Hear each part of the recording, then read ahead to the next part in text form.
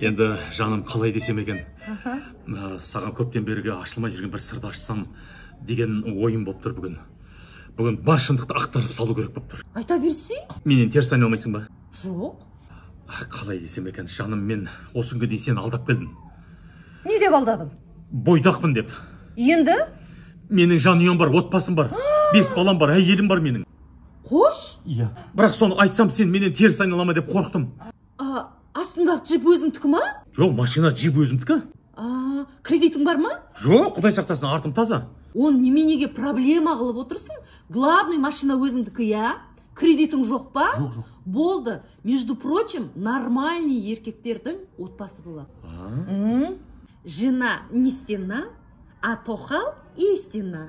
Рахмет саған, түсініңе рахмет. Мен сені сүйем ғой. Официант, келіп кетіңізші. Бүгінгі бақыт күнімізді атап өтейік.